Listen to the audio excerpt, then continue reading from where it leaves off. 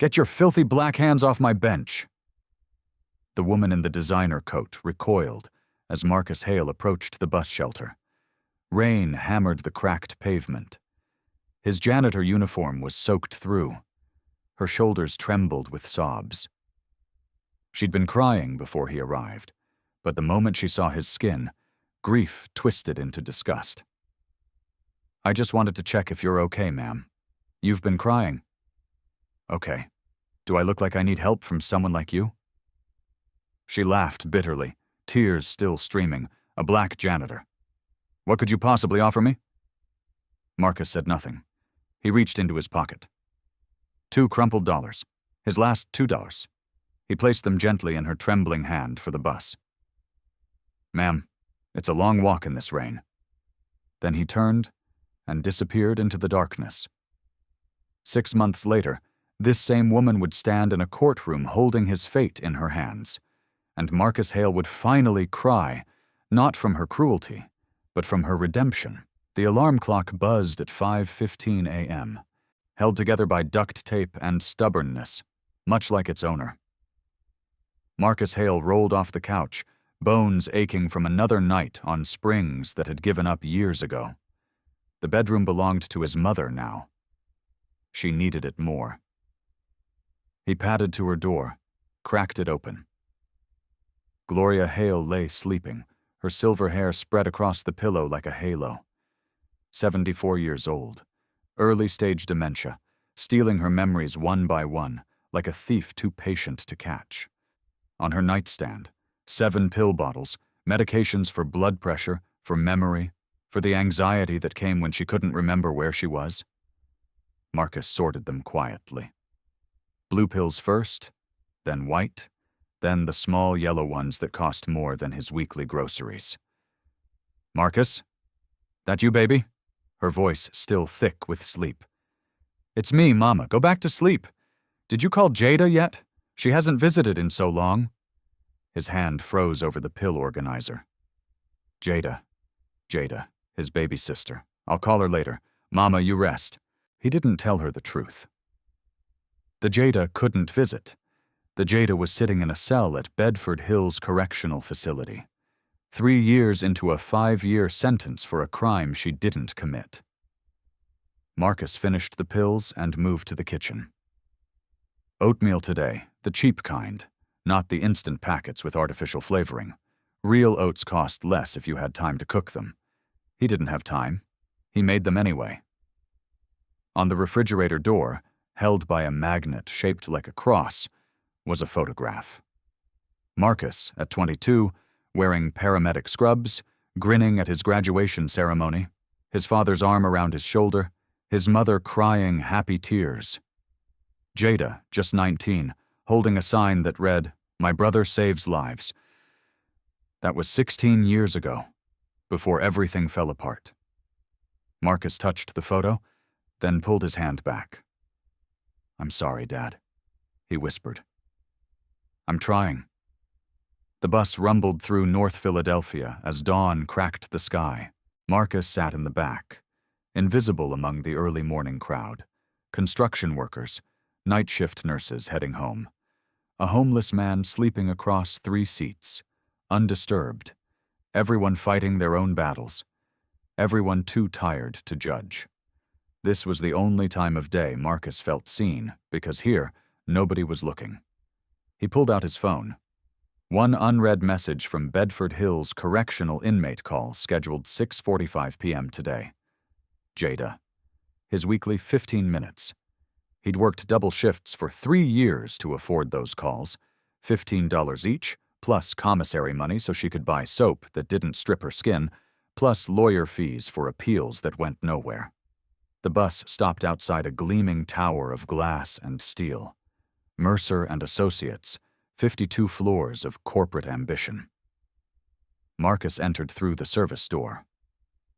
Morning M. Tony, the security guard, nodded from his desk. 63 years old, worked here longer than most of the executives had been alive. "You look tired, brother. I'll sleep when Mama's better. And when's that going to be?" Marcus didn't answer. They both knew. The 52nd floor sparkled under Marcus's mop. He started at 6 a.m., finished before the executives arrived at 8.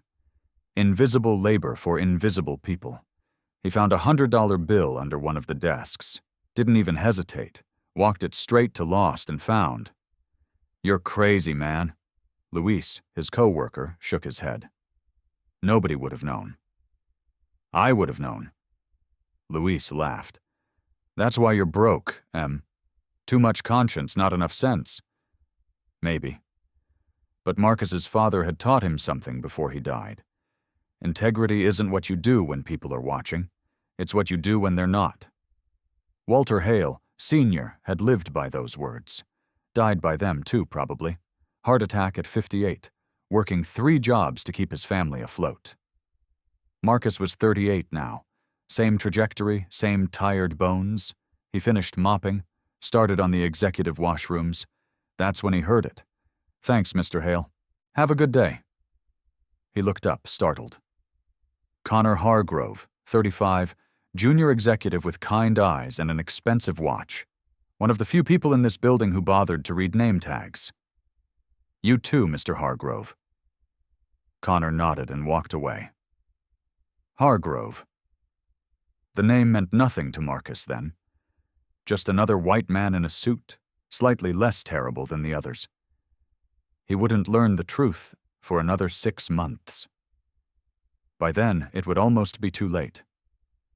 The phone call came during his lunch break. Marcus sat in the supply closet, the only place with enough privacy to cry if he needed to, which he did sometimes. Not that he'd ever admit it. "Mr. Hale, this is Pamela Perkins from Sunny Meadows Care Facility." His stomach dropped. "Is my mother okay?" "She's fine, physically." A pause. "But we had an incident this morning. She wandered out of the facility. Police found her 3 blocks away asking strangers for directions to a house she lived in 40 years ago." Marcus closed his eyes. "Mr.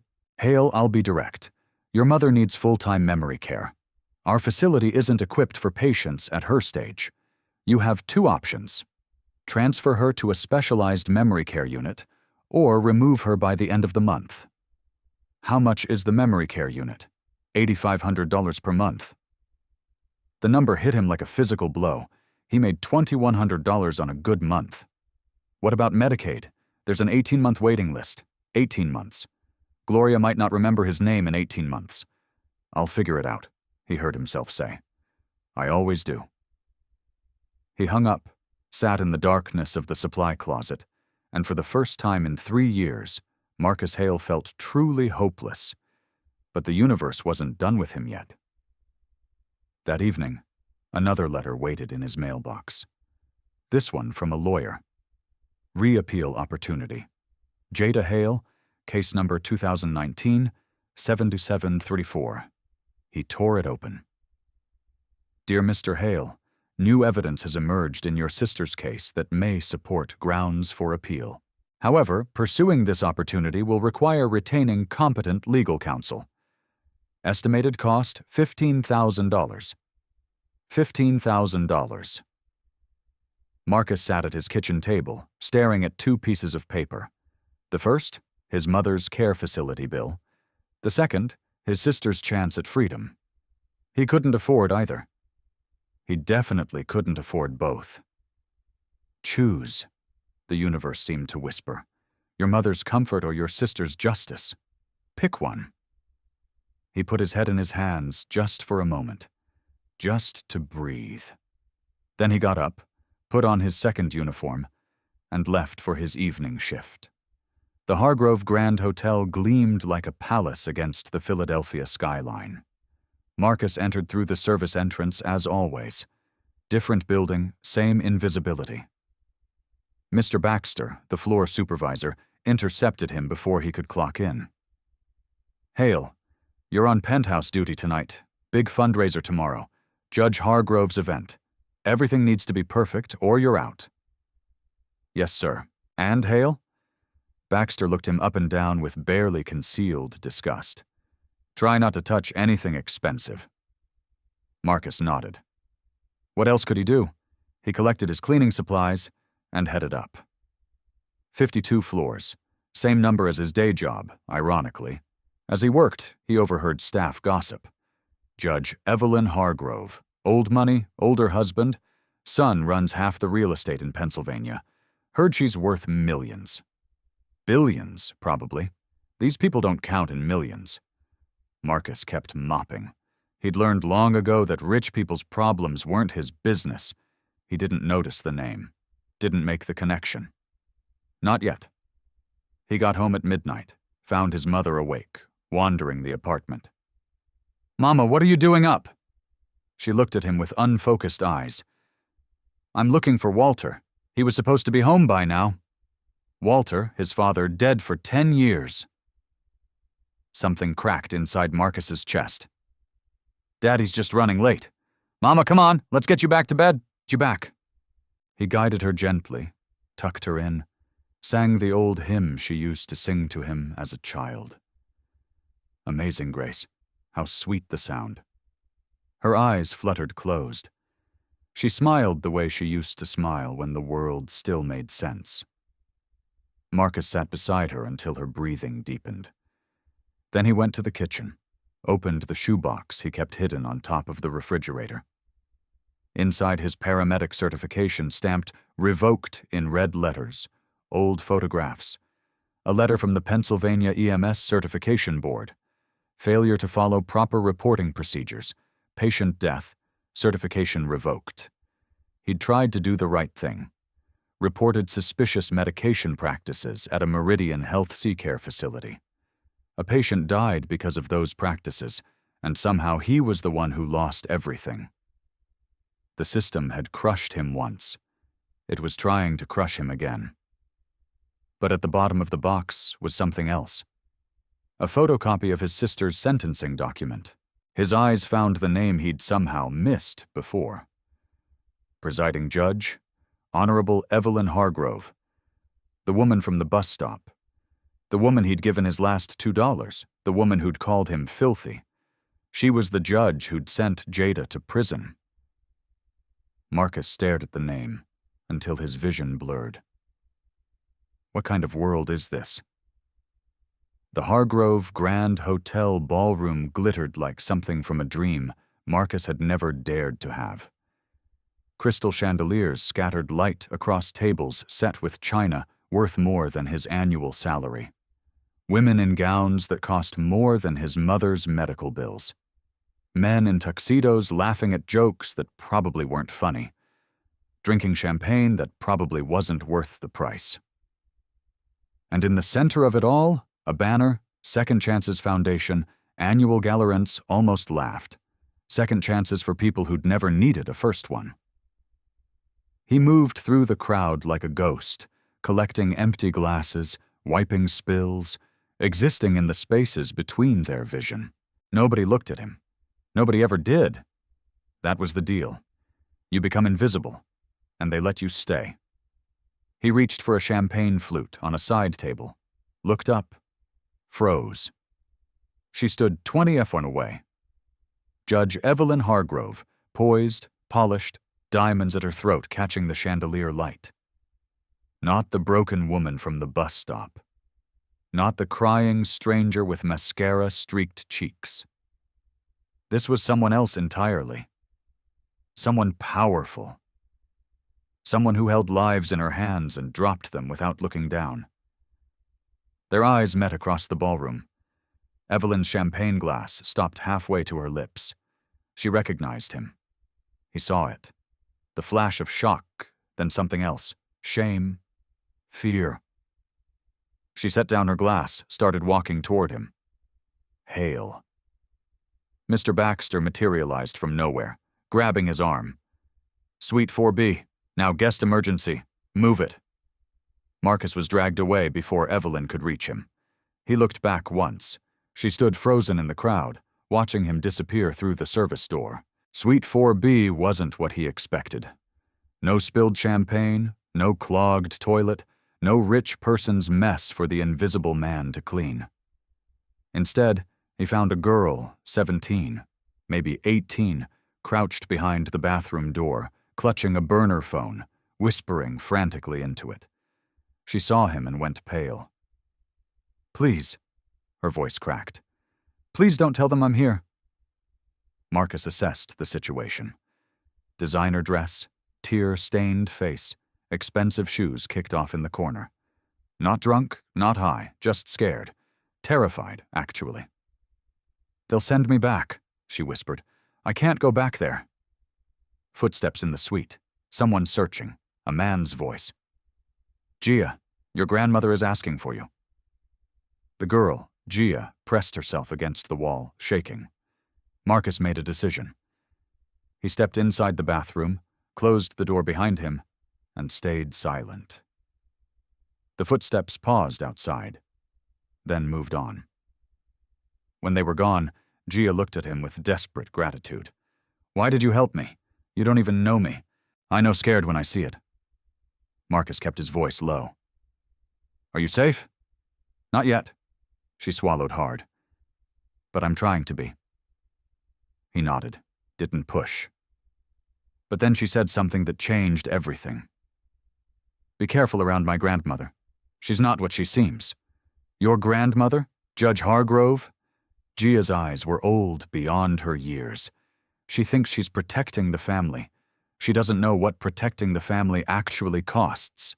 Before Marcus could respond, Gia slipped out the service entrance, pressing something into his hand. $23. All the cash she had. "Someone helped me once," Marcus murmured, looking at the money. "Guess I'm paying it forward." Gia disappeared into the night, and Marcus stood alone holding more questions than answers. Judge Evelyn Hargrove, the woman who'd insulted him, the woman who'd imprisoned his sister, the woman whose granddaughter had just begged him for help. What was he walking into? 3 days after the gala, Evelyn Hargrove appeared at Marcus's door. He'd just gotten home from his double shift. 18 hours of mopping, scrubbing, and being invisible. His body ached in places he didn't know could ache. And there she was, standing in the hallway of his crumbling apartment building, wearing a coat that cost more than his rent. Mr. Hale, Judge Hargrove. Silence stretched between them like a wire about to snap. "May I come in?" Every instinct screamed, "No." This woman had destroyed his sister's life, had looked at him like he was less than human. But something in her eyes stopped him. Something broken. He stepped aside. His apartment was small, clean but small.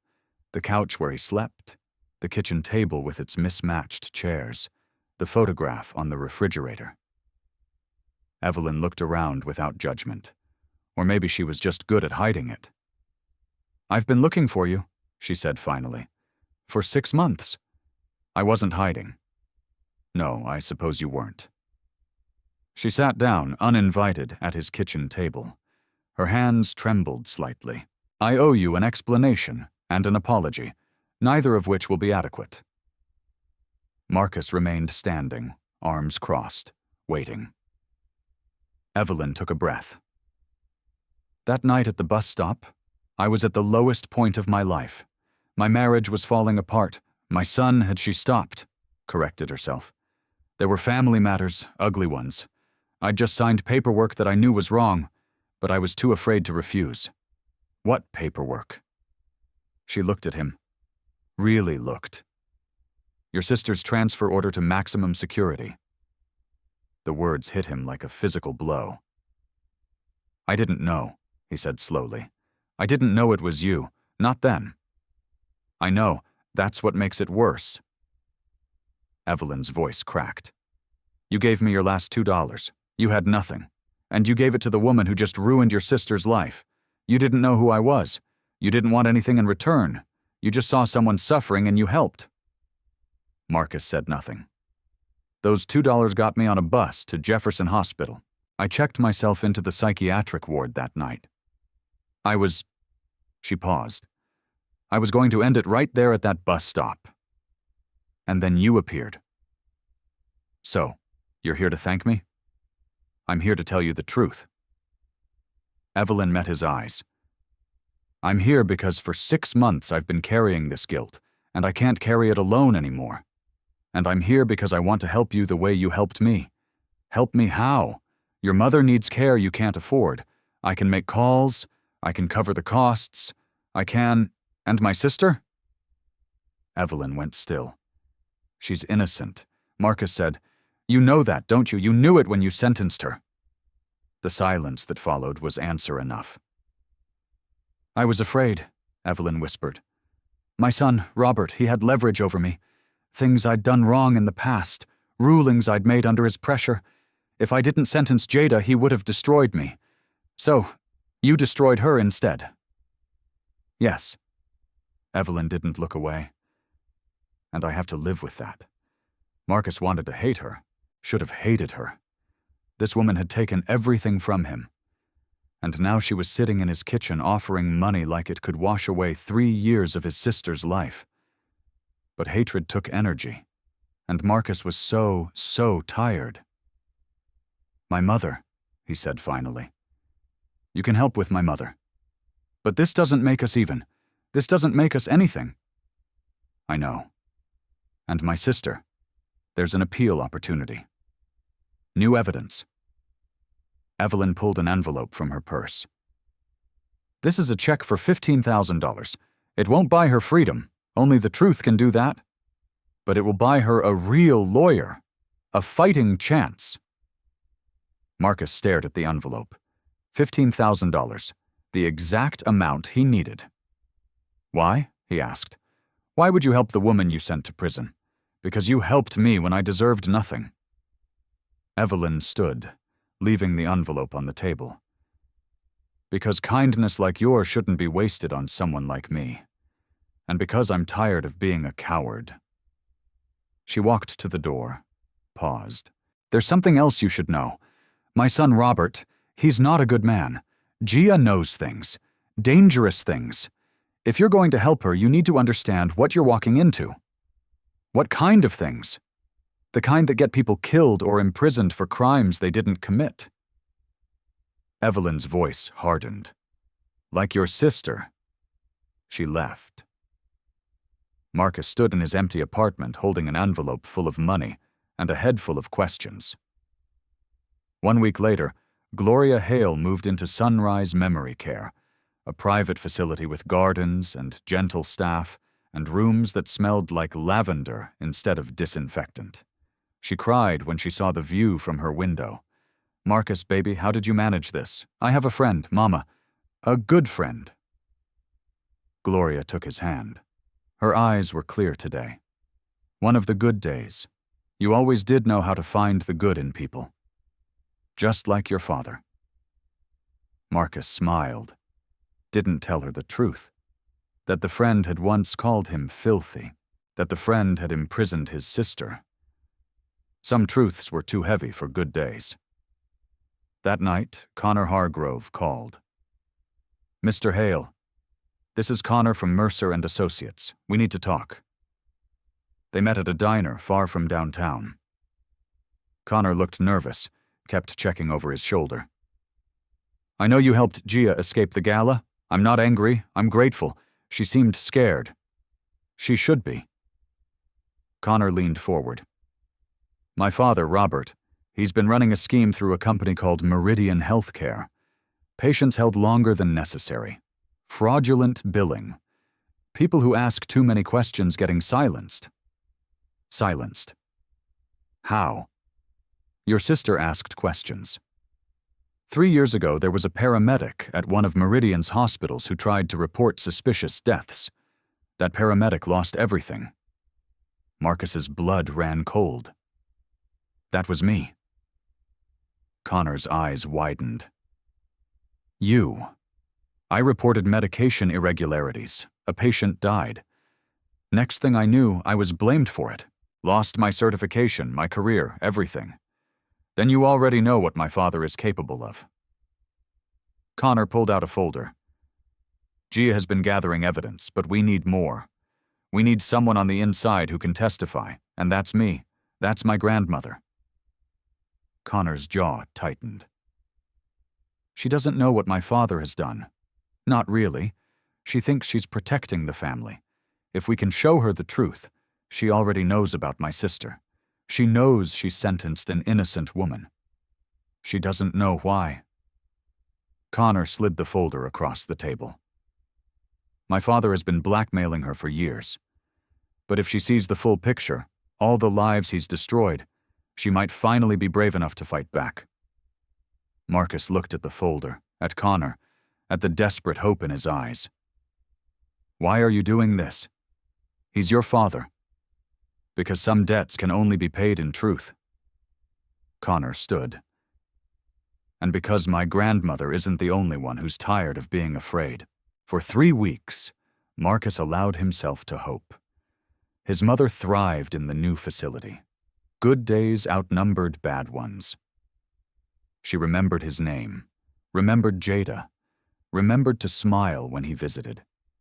He met Evelyn for coffee twice a week. Strange, fragile meetings where neither of them quite knew what they were doing. I was invisible once too, Evelyn told him. Different kind of invisible. The kind where everyone sees you, but no one hears you. How'd you escape it? I didn't. I just learned to make noise in ways they couldn't ignore. She looked at him. You're still invisible, Marcus, but you don't have to be. He filed the paperwork for his paramedic re-certification. Long shot, probably. But Jada's appeal was moving forward. And maybe, just maybe, the truth was finally clawing its way to the surface. Hope was a dangerous thing. Marcus knew that. He let himself feel it anyway. The call from Gia came at midnight. Marcus, I found something. Something big. She was hiding in New Jersey, staying with a friend, living on fear and adrenaline.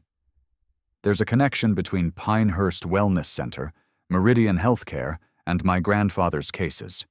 Patients who disappeared from the records, money flowing to shell companies, and there's a death. A patient who died under suspicious circumstances. Marcus's throat tightened. Someone tried to report it, a medical worker. They lost everything. I know, he said quietly. That was me. Silence. You. Gia's voice was small. You're the paramedic from the file. I didn't know it connected to your family, not until recently. Then you understand, Gia said. You understand what we're fighting and what they'll do to stop us. Marcus understood. He understood better than anyone. The next morning, he found a document in Evelyn's purse. She'd left it at the cafe. Careless, unlike her. Carter Jada L. Case number 2019-734. His sister's case file in Evelyn's handwriting. Notes in the margins. Why did she have this? Why now? He didn't get to ask because that night the trap snapped shut. The morning started like any other. Marcus clocked in at Mercer and Associates, said hello to Tony at the security desk, collected his mop and bucket. Normal, routine, invisible. Then the security guards appeared. Marcus Hale, come with us. Not a request, an order. They escorted him not to his usual floor, but to HR. 2 police officers waited inside. So did Mr. Baxter from the hotel. And in the corner, watching with cold satisfaction, stood a man Marcus had never met. Robert Hargrove. Mr. Hale. The HR director's voice was flat. You're being accused of corporate espionage. A flash drive containing proprietary financial documents was discovered in your locker. This morning, I've never seen any flash drive. It has your fingerprints on it. That's impossible. Robert Hargrove stepped forward.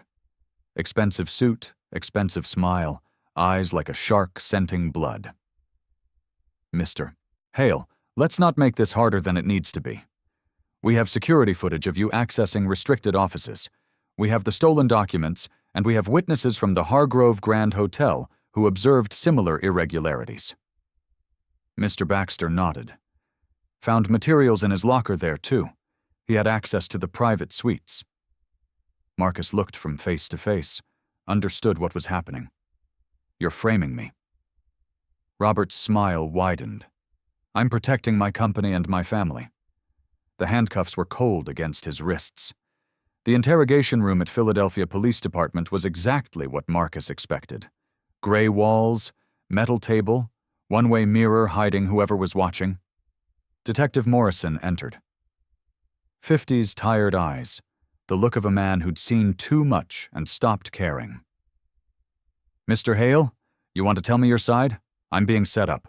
Robert Hargrove is behind this." Robert Hargrove. Morrison almost laughed. "The real estate developer? The guy who funds half the Police Benevolent Association?" "Yes." "You got proof?" Marcus said nothing. They both knew he didn't. Morrison sighed. "Look, between you and me, this whole thing stinks, but Robert Hargrove has friends in this department, friends in the DA's office, friends everywhere that matters. So I'm guilty because he says so. You're guilty because the evidence says so." "And the evidence?" Morrison shrugged. "It's overwhelming." The public defender arrived 30 minutes later. Young, overwhelmed, clearly outmatched. "The charges are serious, Mr. Hale. Corporate espionage, theft of proprietary information. They're asking for bail at $200,000. $200,000 might as well be $2 million. What about the evidence? It's fabricated. Can you prove that?" Silence. 3 days in lockup, the longest 3 days of Marcus's life. His cellmate was a man named Ramon Tate, 45, former accountant, serving time for fraud. He swore he didn't commit. "Meridian Healthcare," Ramon said when Marcus mentioned the name. "Yeah, I know Meridian. They're why I'm here." "What happened?" "Found some irregularities in their books. Billing for patients who didn't exist, charging insurance for treatments never given. Reported it to my supervisor." Ramon laughed bitterly. 3 weeks later, I was arrested. Evidence appeared out of nowhere. Sound familiar? Too familiar? The Hargrove family. Marcus said, "They're connected. Connected, brother. They own the system. Robert Hargrove built Meridian from the ground up. His mother signs off on cases that make problems disappear. It's a machine, and people like us are just gears to be discarded." Marcus stared at the ceiling of his cell. His mother was in a care facility he could no longer afford. His sister was in prison for a crime she didn't commit. And now he was here, framed for something he'd never done. 3 generations of Hales, all crushed by the same machine. On the 3rd night, a guard appeared. "Hale, you made bail." Marcus couldn't believe it. "How?" The guard shrugged. "Don't ask questions. Just go." In the release area, Connor Hargrove waited. "Before you say anything, my father doesn't know I did this. My grandmother doesn't know I did this. This is me personally using money my father can't trace." "Why?" "Because Gia showed me the evidence. All of it." Connor's voice shook. "Do you know how many people my father has destroyed? Not just your sister. Dozens, maybe hundreds. People who got in his way, who asked the wrong questions, who were simply inconvenient. And your grandmother, she's been his puppet for 30 years, too afraid to fight back, too complicit to walk away. But Gia thinks she can still be reached. That somewhere inside her there's still a judge who believes in justice. Gia is wrong. Maybe." Connor pulled out a folder. "But this is everything we have. Financial records, communications, testimony from victims, and a recording of my father discussing how to handle you the same way he handled your paramedic career." Marcus took the folder, felt its weight. "What do you want me to do?"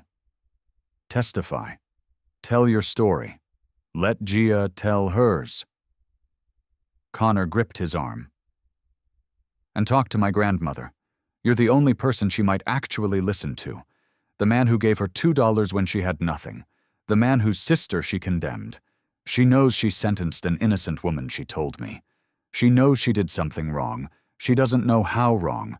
She doesn't know the full extent of what my father has built on her rulings." Connor's jaw tightened. "Show her. Make her see. And maybe, just maybe, she'll finally choose to fight.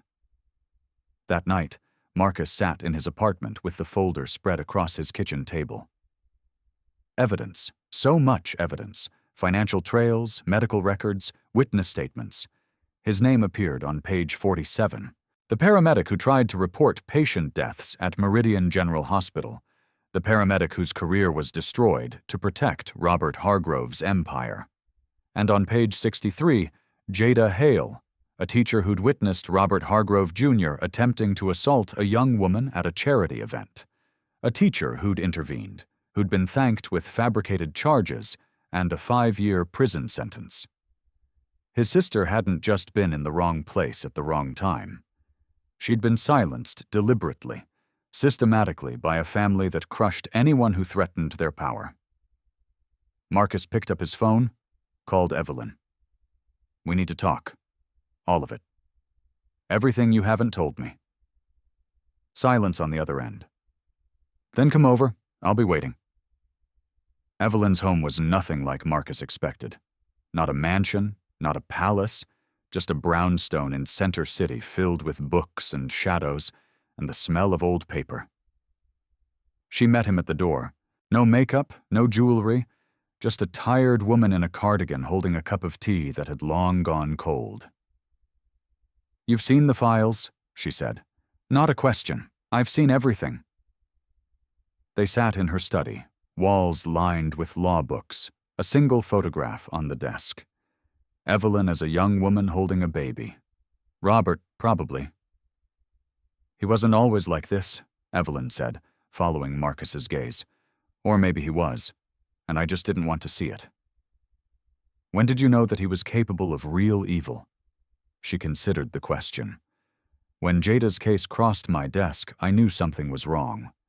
The evidence was too clean, the witnesses too convenient, but Robert had materials, documentation of other rulings I'd made under pressure, other compromises. So, you sacrificed my sister to protect yourself?" "Yes." Evelyn didn't flinch. "I told myself I had no choice, that one more injustice in a lifetime of injustices didn't matter, that I was too old and too tired to fight. But it did matter, did. It destroyed a young woman's life. It destroyed your family." Evelyn met his eyes. "And it destroyed whatever was left of my soul." Marcus wanted to rage, to scream, to make her feel even a fraction of what Jada had felt, locked in that cell for 3 years. But rage wouldn't free his sister. Only the truth could do that. "Connor showed me the evidence, the full extent of Meridian's operations, the patients held illegally, the deaths covered up, the lives ruined to protect your son's empire." "I know. You know. Gia showed me months ago." "Why do you think I was at that bus stop, Marcus?" Evelyn's voice cracked. "I'd just seen proof that my son had destroyed dozens of innocent lives using my rulings, my authority, my name." She laughed bitterly. "I was going to end it right there, and then you appeared with your $2 and your kindness. And you what? I felt ashamed.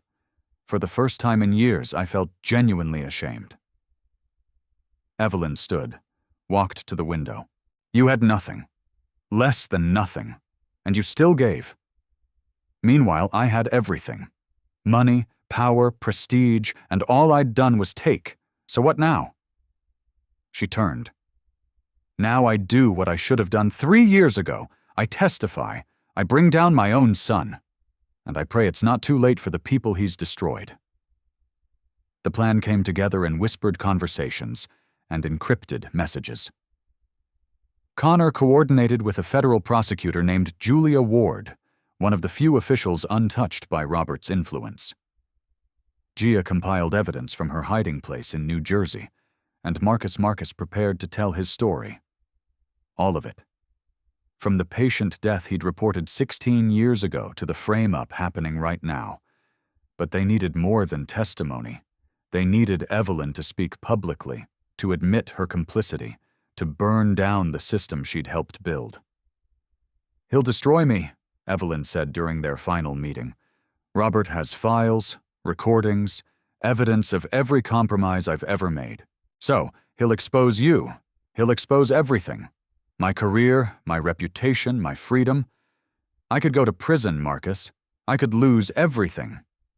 Marcus looked at her.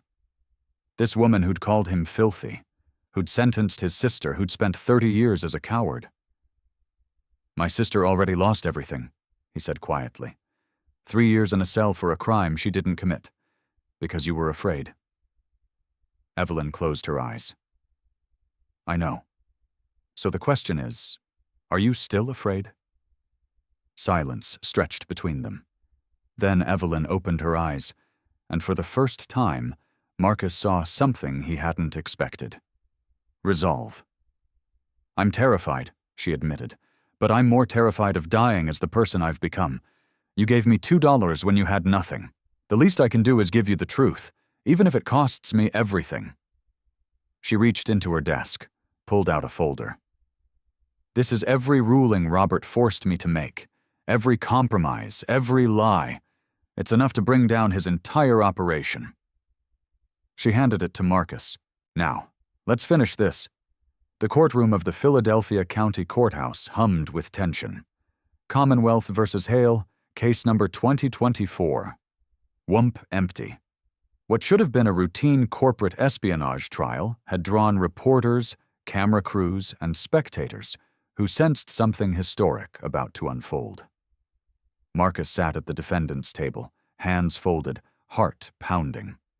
His public defender shuffled papers nervously, a young man clearly outmatched by the prosecution's army of suits.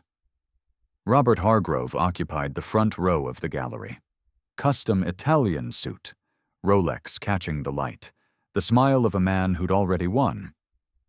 Judge Prescott, known for his friendly relationship with Hargrove real estate interests, took his seat. Court is now in session.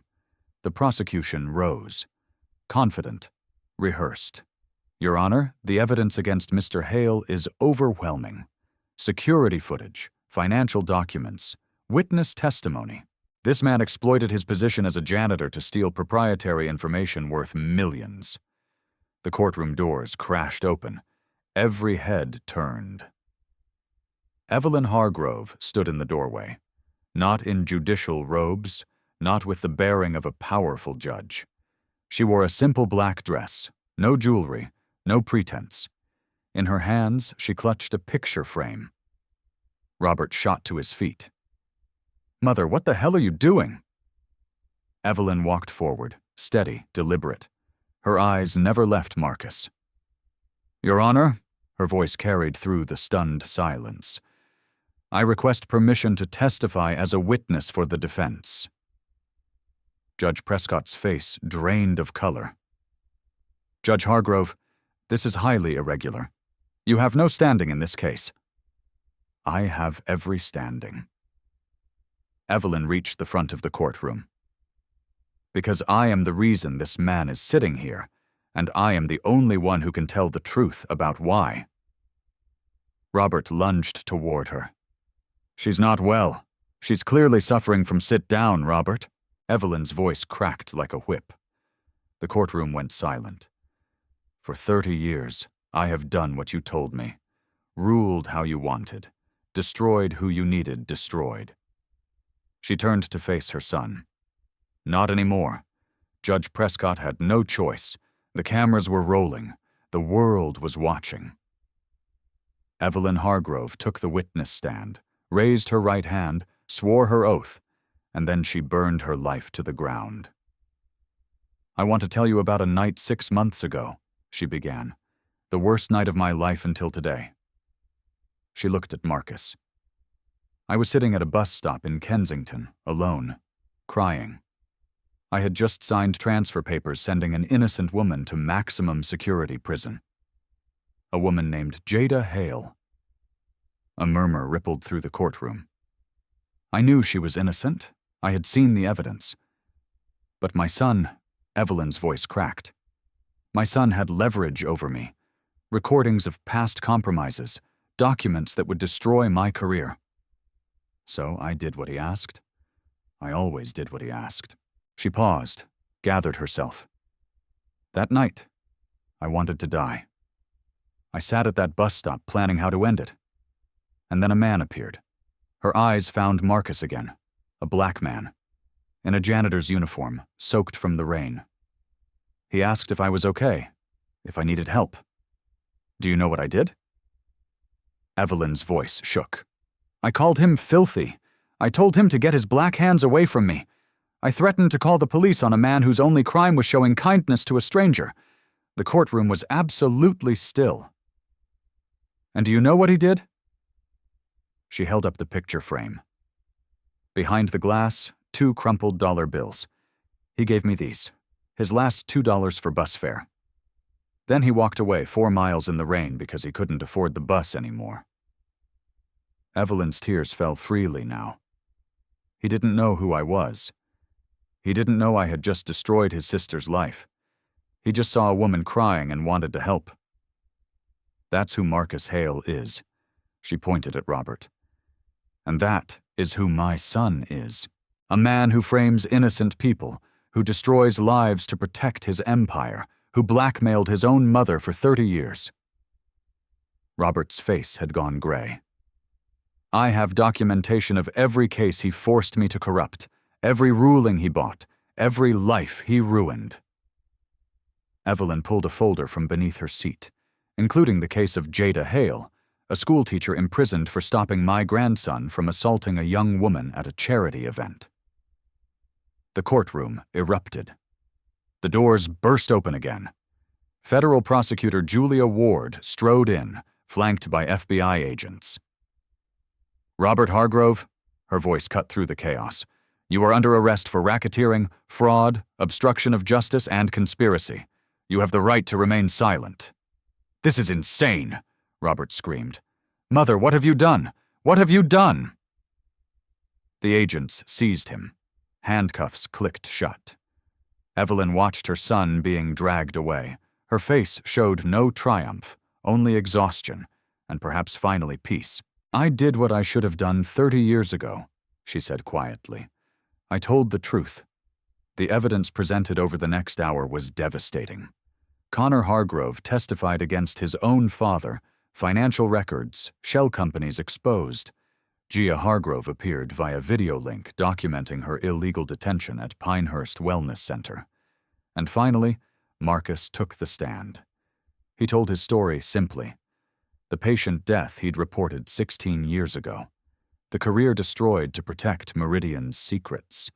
The sister imprisoned for daring to stand up against the Hargrove family. I'm not here for revenge, he said. I'm here because the truth matters. My sister matters. Every person that man destroyed deserves to be heard. Judge Prescott, visibly terrified of the cameras, the FBI, the tsunami of accountability, had no choice.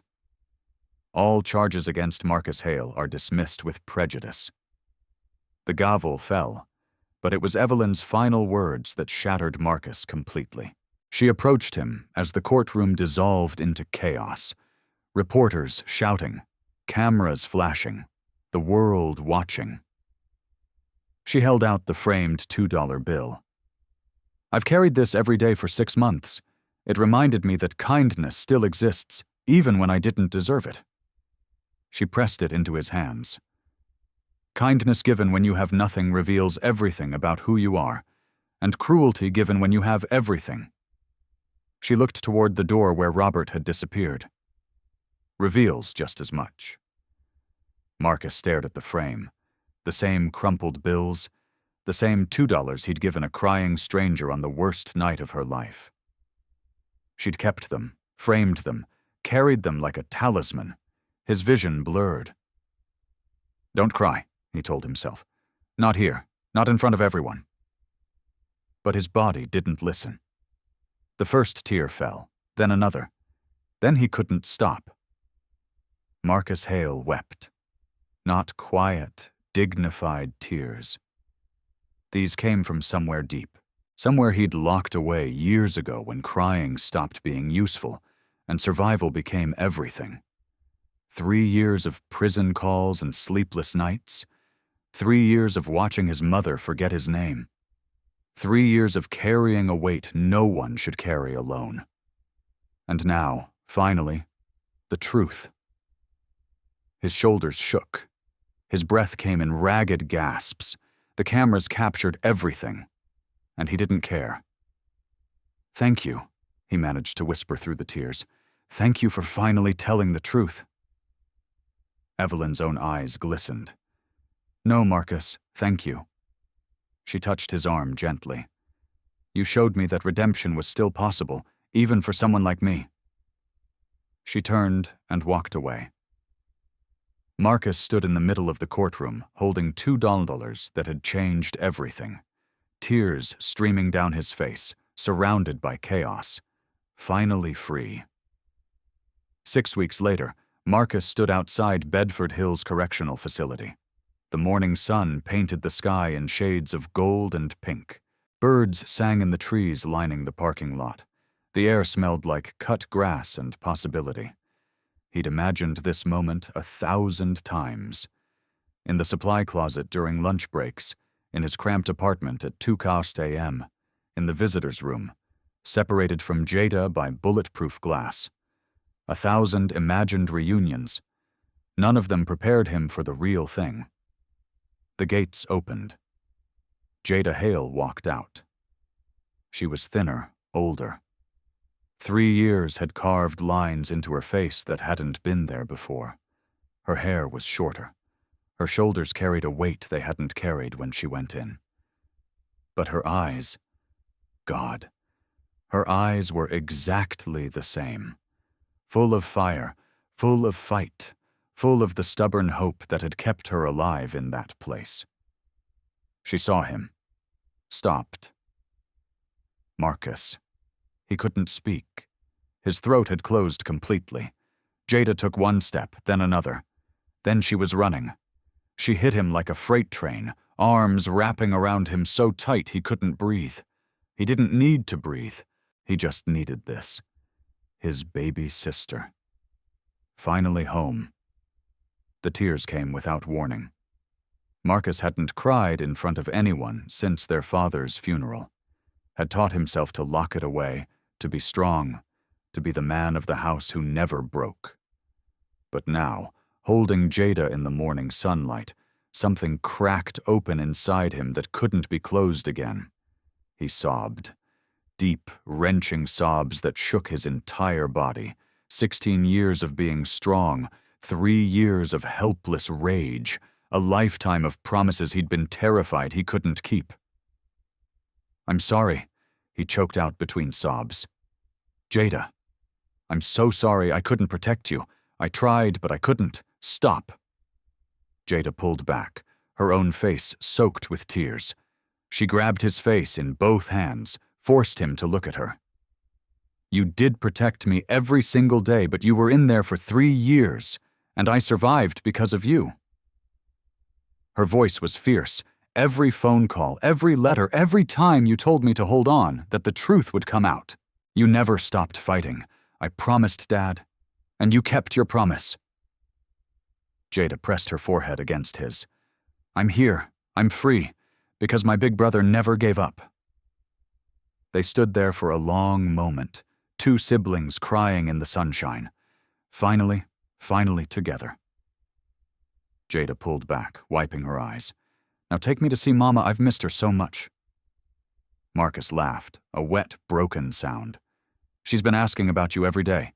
Even on the bad days, she remembers you." "Then let's go." Jada took his hand. "Let's go home." Gloria Hale was having a good day. She sat in the garden of Sunrise Memory Care, face tilted toward the sun, humming a hymn from her childhood. The flowers were blooming. The birds were singing. The world felt gentle. Then she heard footsteps. 2 sets of footsteps. She turned, saw Marcus, saw Jada. Her voice cracked. Her hands flew to her mouth.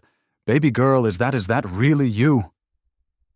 Jada fell to her knees beside her mother's wheelchair, fresh tears already streaming. "It's me, Mama. I'm home." "But you were. I thought Marcus said you were away." "I was." Jada took her mother's weathered hands. "But I came back. I'll always come back to you. Gloria looked at Marcus, eyes bright with confusion and hope. How? How is this possible? The truth finally came out, Mama. Marcus knelt beside them both, completing the circle. Justice finally came. Gloria pulled them both close, her 2 children, her whole world. I knew it, she whispered, tears soaking into their shoulders. I knew God wouldn't let this stand. Your father always said, the truth is patient, but it never sleeps. They held each other in the garden as the sun climbed higher. 3 Hales reunited at last. Jada looked at Marcus over their mother's shoulder, mouthed 2 words, thank you. Marcus shook his head, mouthed back, thank Dad. That evening, Marcus received a letter. Pennsylvania EMS Certification Board, reinstatement application, Marcus J. Hale. His hands trembled as he opened it. Dear Mr. Hale, following our review of your case and the recent judicial findings regarding Meridian Healthcare, we are pleased to inform you that your paramedic certification has been fully reinstated, effective immediately. The board extends its sincere apologies for the injustice you suffered. Your dedication to patient care and your courage in reporting misconduct reflect the highest standards of our profession. Welcome back. He read it 3 times. Then he called Jada. I'm going back, he said, voice thick with emotion. Back to saving lives. That's all you ever wanted, isn't it? It's who I am. Marcus looked at the letter again. It's who Dad raised me to be. Then go be that person. Jada's voice was warm. You've earned it. He hung up, looked around his small apartment, at the photograph of his graduation on the refrigerator, at the framed $2 bill now hanging on his wall. Kindness given when you have nothing reveals everything about who you are. He finally understood what that meant. 1 year later, the bus stop in Kensington looked the same as it always did. Cracked pavement, flickering light, rain drumming against the shelter roof. Marcus stood there in his paramedic uniform, waiting for his ride. First shift at Philadelphia General, first day of his new life. Beside him, a young man sat hunched on the bench, soaked, shivering, eyes red from crying. Marcus sat down. Rough night. The young man nodded, ashamed. Missed my bus. Can't afford another fare. My mom's sick and He stopped. Couldn't continue. Marcus reached into his pocket, pulled out $2, placed them gently in the young man's hand for the bus. It's a long walk in this rain. The young man stared at the money, at Marcus, at the kindness he hadn't expected. Why? You don't even know me. Marcus smiled. Someone did this for me once. Changed everything. He stood as his ride pulled up, Jada waving from the driver's seat. Pass it on someday. He climbed into the car. Who was that? Jada asked. Nobody. Everybody. Marcus looked back as the young man boarded the bus. Just someone who needed $2 more than I did. Jada shook her head, smiling. Some things never change. No. Marcus watched the bus disappear into the rain. Some things shouldn't. Robert Hargrove was sentenced to 25 years for fraud, conspiracy, and obstruction of justice. Meridian Health Care was shut down. Over 200 victims received compensation. Judge Evelyn Hargrove pleaded guilty to judicial misconduct. She now provides free legal aid to wrongfully convicted individuals. Jada Hale returned to teaching. She founded a non-profit supporting families of the incarcerated. Gloria Hale lived 2 more years, surrounded by her children in love. Marcus Hale still carries $2 in his pocket just in case. They say kindness costs nothing. That's not true. Kindness costs everything you have. Your time, your comfort, your last $2 on a rainy night. But here's what they don't tell you. Kindness comes back. Not always when you expect it. Not always how you expect it, but it comes back. So the next time you see someone struggling, someone the world has written off, remember this: you never know who you're helping, you never know what they'll become, and you never know how those $2 might change everything. Just give anyway. If this story touched your heart, share it with someone who needs to believe in kindness today. Like, subscribe, and leave a comment. What's the smallest act of kindness that changed your life? Sarah Monroe deserves to be remembered.